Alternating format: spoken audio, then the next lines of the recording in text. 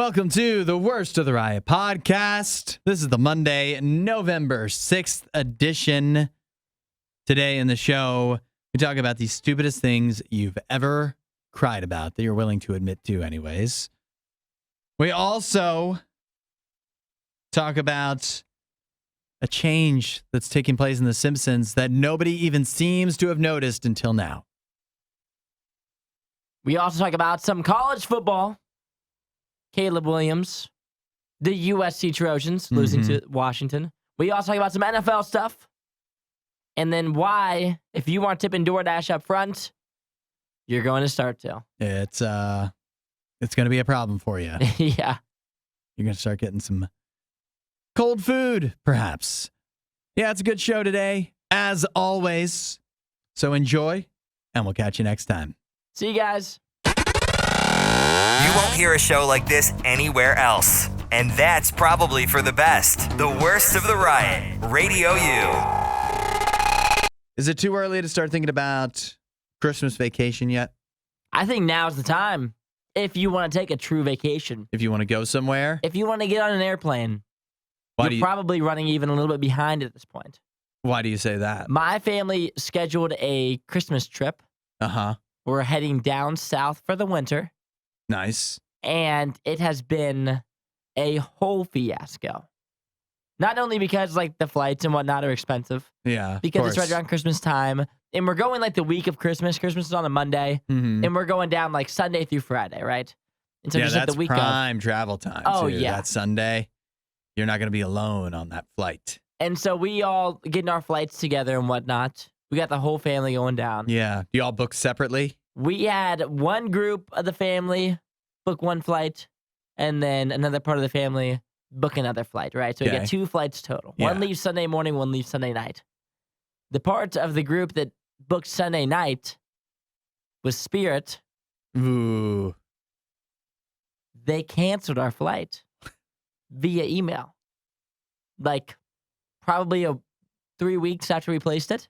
Uh-huh. And it was even unbelievable that we even saw the email. Yeah. Because, the emails just come in, you just let them go, right? And in Spirit and all the airlines are always emailing you, oh, we have this deal, travel time, whatever. Mm-hmm. Mm-hmm. And so my family got this email from Spirit. Somebody thankfully spotted it. They said they had to cancel our flight. Yeah. And what do? They say, no flights. There's no more flights down there that day. And we're also going to give you all your money back. That's and nice. Spirit credit. Oh, no. They can't do that. Isn't that ridiculous? That is ridiculous. I want to. You canceled the flight. And then listen, they canceled it, and they said, and you know what? We're going to give you 3 months to rebook. I'm like, what? 3 months to rebook, and they give it back to you? Yeah. That seems like that should be illegal. Yeah, let me rebook my Christmas plans for March. Yeah, exactly. And it's not like there's another flight that day that we can just take with Spirit. Yeah. Going to that same place. No, there's no flight going there. You think if you raise a ruckus, you think if Spirit hears this now, if you drag them on Twitter, that usually seems to do something. That works. I think that works for other airlines. I think nothing works for Spirit. Yeah. I think that there's a way, a roundabout way where we can get it back in just an actual full refund. Mm-hmm. But I think we have to go through the applying process for that. I'm sure the Spirit points are probably much more convenient for them. Yeah. Oh, definitely. Than giving us our actual money back. But so if you have scheduled, we were able to reschedule another flight. Obviously more expensive. Oh, so we've already booked another one because the rest of the family is still going. On a more reputable airline, I hope. Yeah, I think we're taking. I don't know which the other one that we booked is, but because the other part of the family still had their ticket. Yeah. And we have our flight back still. Mm-hmm. But no flight there. So we had to rebook no matter what. And at the end of the day, there was no stopping. You're saying to me that you should book your holiday travel plans now. What this is telling me is you should wait. You should wait till you're ready to go. Because in the meantime, they can just jerk you around for the next 2 months. Oh, yeah. So instead, why give them that satisfaction and plan a bunch of stuff that might not work out anyways? You might as well just show up at the airport on Sunday, December 24th, and just go where they'll let you.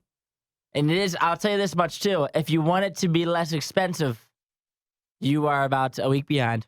Yeah, you're too late on that. Carl says they are obligated by federal law to reimburse your payment method. Carl, give There him you a ring go. for me. Carl's on the case. Under Isaiah, if you could get that money back for us. Yeah. Nobody does it better. The Riot Radio U.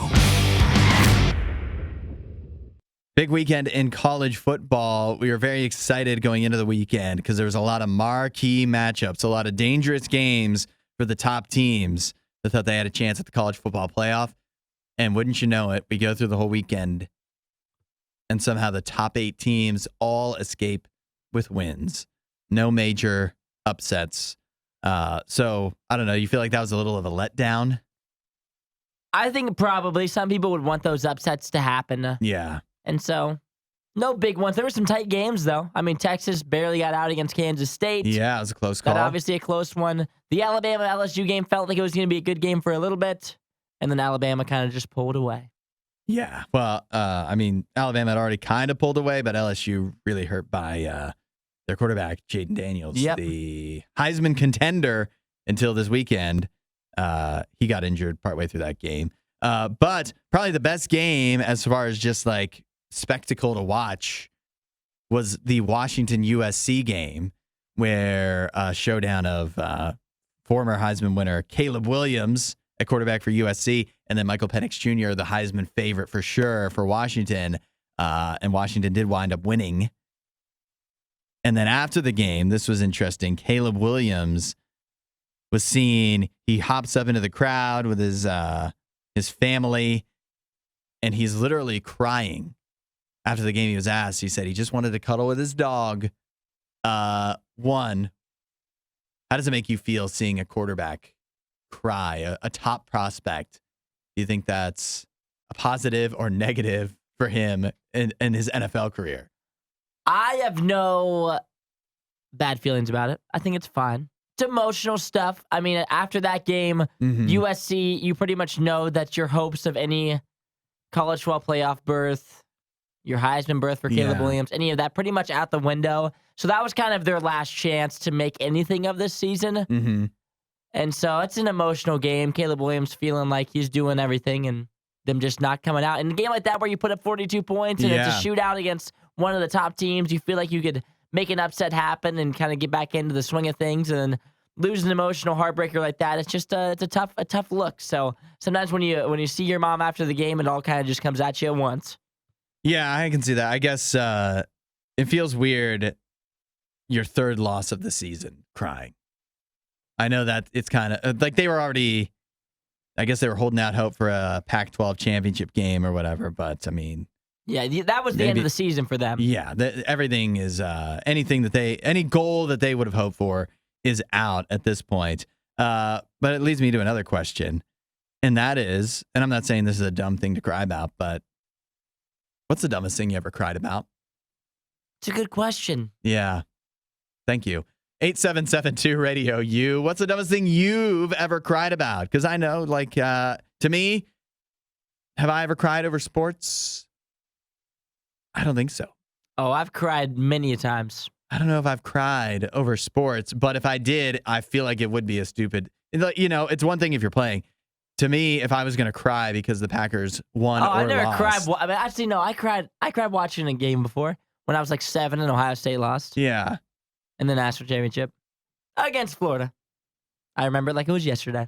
8772 Radio U. I do need to think about this. What's the dumbest thing you've ever cried about? We'll see what people are saying.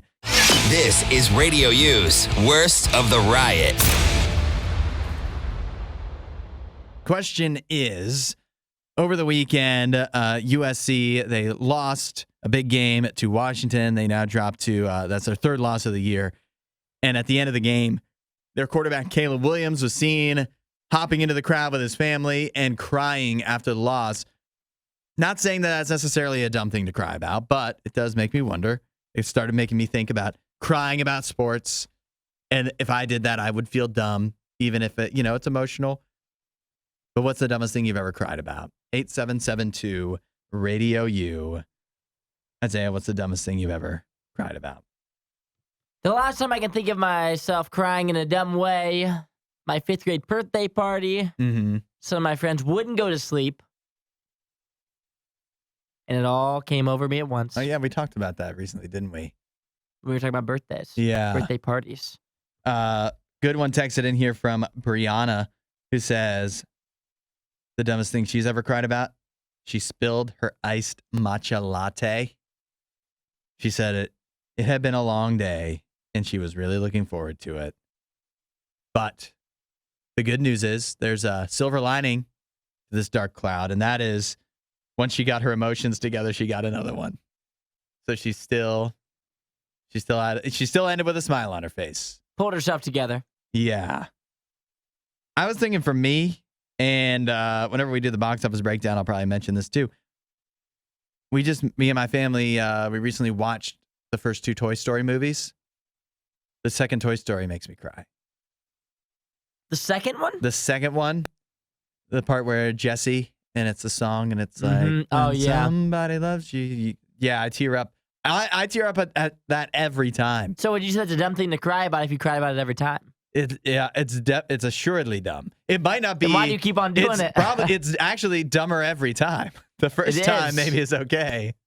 Repeatedly, it just gets more and more dumb as you go along. I was trying to think for me. I don't think, going back to sports, I don't think I've ever had as invested as I've been in sports. I don't think I've ever cried over a loss. And at this point, it's been so long going back to imagining like a big win that I don't think I've ever cried over a win either. The Red Sox or the Packers winning the Super Bowl. Now, you tell me this year, if Aaron Rodgers comes trotting out and hops on the field and leads the Jets to a Super Bowl, I might cry. I can see it already. I might cry thinking about it. Well, it's a good thing we don't have to worry about that. Yeah, I'm trying to think back. I cried when I was probably I guess I was 9. Ohio State lost to Florida. Since then, I haven't cried watching a game. This is a good one from Eddie. Once when I really had to study for midterms, my roommates went to get McDonald's. They asked if I wanted to go, but I really couldn't lose study time. Once they left, I cried because I really wanted a cheeseburger. Oh, Eddie, they could have brought it back for you. Yeah, that's right. Also, how much are you really losing in that study time, you know? Regina says I cry over movies all the time, but I don't think that's dumb. I don't think it's dumb to cry at some movies. This is a good one. She said, I do think it's dumb to cry at Toy Story 2 over and over again. It was crying when Chris Daughtry was eliminated from American Idol. I put signs on my backpack and everything ranting against the unfair elimination. That's amazing.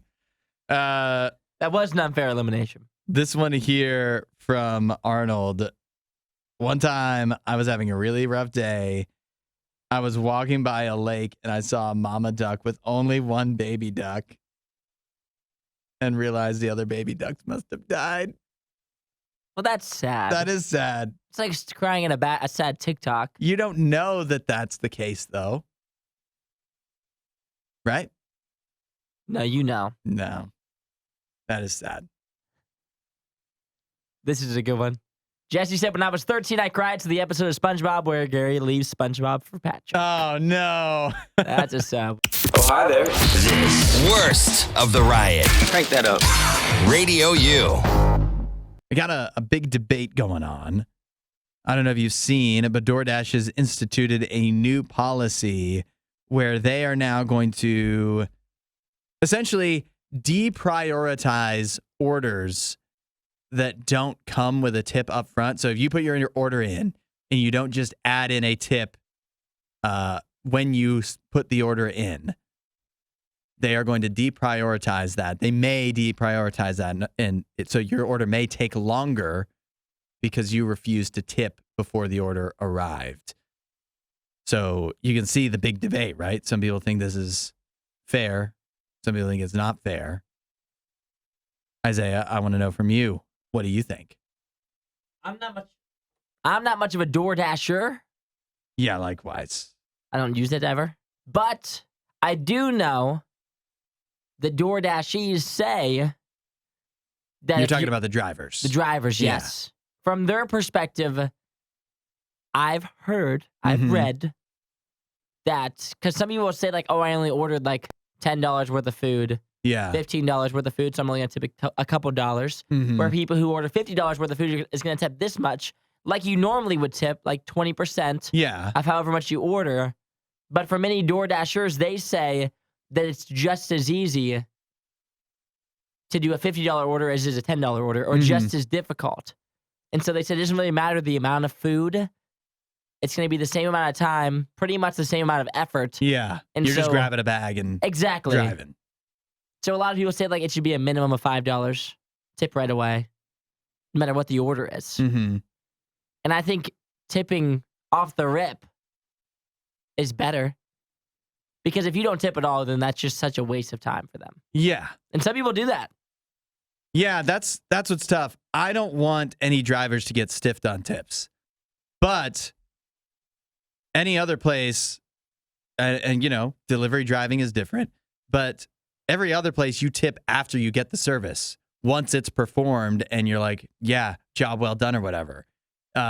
If you get really, people do this, they get really bad service at a restaurant. Then you don't tip. Yeah, they don't tip. I guess I don't even know if I love that as your way of lashing out, but at least that makes sense. At least you have a reason. If you get your order, like it just feels like a self-reinforcing cycle that if you don't tip up front, you're going to get your order. It's going to take longer. Then you're going to be less inclined to tip anyways because you didn't get your food as hot and fresh as you wanted it to be. And so, I don't know. I feel like the tip, what is the purpose of the tip? Is it to incentivize people to do their job well? Or is it to do their job in general? Yeah. And then in that case, why don't we just pay them? Yeah, exactly. Properly? Why are we tipping? Yeah. And then where does DoorDash come into this as really the middleman? Because like if your food shows up cold and you already submitted that $10 tip, being real generous like, then how does that work? Yeah. Yeah.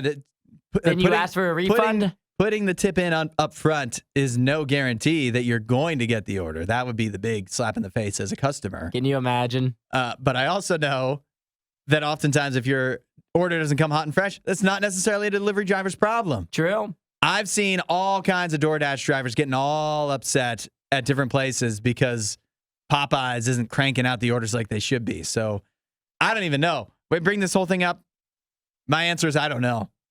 I don't know if I like it or not. Maybe the DoorDash should just pay them instead of us doing tips. Wouldn't that make it easier? Yeah. They're charging us enough anyways. Radio U's Worst of the Riot podcast. Our case today comes at us revolving around the classic cartoon, The Simpsons, where in a recent episode of The Simpsons, Homer acknowledges that he will no longer strangle Bart. One of the longest running things you can remember. Literally, for 31 seasons, Homer would strangle Bart and go, "Why, you little?" But now no longer. You want to hear the setup of how they've kind of ditched this? Set me up. In the recent episode, Homer and Marge meet their neighbor Thayer, whoever that is. They shake Thayer's hand, and Thayer says that Homer has a strong grip. Homer says, "See, Marge, strangling the boy paid off." And then adds, "Just kidding. I don't do that anymore. Times have changed." Turns out Homer, it looks like it's been about 4 seasons now of The Simpsons since he last strangled Bart. My question is, you be the judge.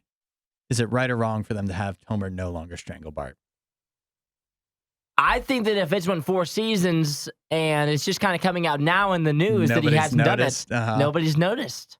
But it is a long-running gag of the show. Gag, I get it. He's done it over 100 times. And it's not like, this is the other thing, too. It's not like they only air new episodes. Yeah, there's still plenty of episodes floating around of And they 31 seasons worth Yeah, they air of him every strangling day. Bart. Yeah. Because it's not like they're just playing the new ones. Like, it's not like he hasn't been strangled on TV in the past month, in the past week. He's been strangled yesterday on TV, probably. But also, yeah. I don't think it's a bad thing. I don't think it's a necessary part of the show. You don't think here? Let me present. If I was going to be the lawyer, probably presenting an argument for why it's good that he doesn't anymore. You don't think that over the last 31 seasons of The Simpsons, where he was strangling Bart, you don't think that was normalizing? Oh, come on. Abuse of children? No, it's a TV show. I'm sure I could dig up one case where somebody beat their child, and it was like, well, it was The okay. Simpsons. Yeah, it was okay on The Simpsons. I don't really get it, especially because think about this. In The Simpsons, there's literally Itchy and Scratchy. What did they cut that to?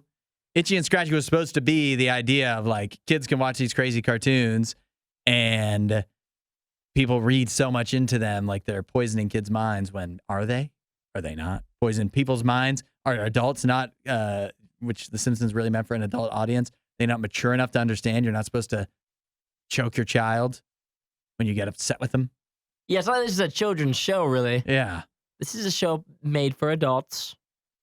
Wouldn't you say? Yeah. And if Homer's only going to do things that are, socially acceptable? We might as well take him away as a character. Yeah. That's his whole thing. Ditch It's being the show. inappropriate. I guess I have ditched the show. I haven't watched in... You don't watch The Simpsons anymore? Not the new episodes.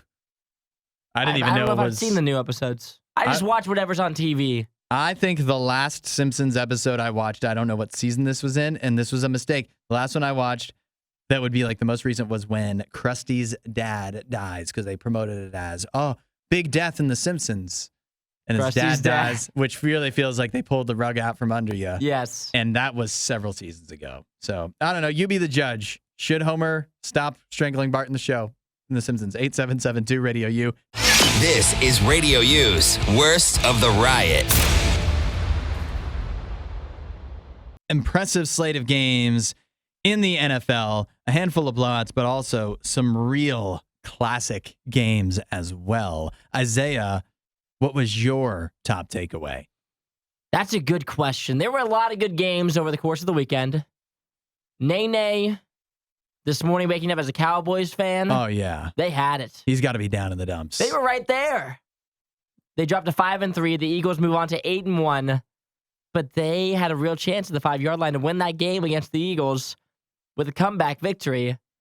And then all of a sudden, they just got backed up to the 30, and it all fell apart in about the last 15 seconds and for the Cowboys. To add insult to injury, prior to that, when the Cowboys did score a touchdown to make it 28-23, they could have made it 28-25. All they would have needed is a field goal to tie the game, send it to overtime. But Dak Prescott stepped out of bounds when he was running to the end zone.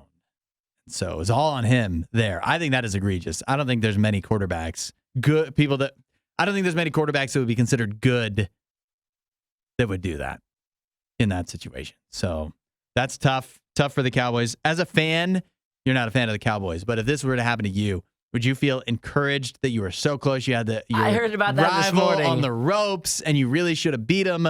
Or would you feel just even more down bad because you should have beat him? This was your shot. And now, I mean, they're not going to win the division. I heard people talking about that this morning. Was the Cowboys should be encouraged because they went to the end of the wire with an Eagles team that's one of the best teams in the league. Mm-hmm. But I watch the NFL every Sunday, and every game is a one-touchdown game. Yeah. And the good teams always win them, and the lesser teams always lose them.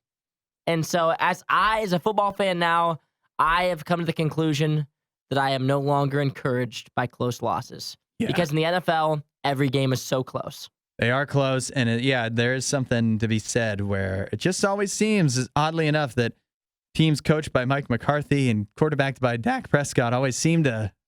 It's not the first time we've seen them come up short in a close game like this. That was a great game. Another great game was the start of the morning when the Chiefs defeated the Miami Dolphins in Germany. Surprising, too. The Chiefs got out to a 21. I believe it was 21-0. Yep. And then only won 21-14. So it got closer at the end than maybe it actually seemed if you watched it. I just feel like that encapsulates what I think I saw yesterday, which is the NFL. I split it up into tiers after yesterday. The Chiefs are in the tier of they can actually win a Super Bowl. The Dolphins are in the tier of they're a good team They can't do it. They're not going to beat the Chiefs. They're not going to beat like these other good teams. The Bengals beating the Bills last night. They're a team that can win the Super Bowl. The Bills can't do it. Not the way they are right now, all banged up, all injured. And I don't think they're going to get healthier as the season goes on. So that's what I saw yesterday. Eagles, team that can win the Super Bowl. Cowboys, not good enough to win the Super Bowl. Cardinals team, not quite good enough. Yeah. Cleveland Brownies, 27-0. A shutout. 87 total yards. Yeah. Take me home. We're all very impressed by your shutout of Clayton Tune. 5-3. And if you don't know who that is, that's why it's not impressive. 5-3 Brownies.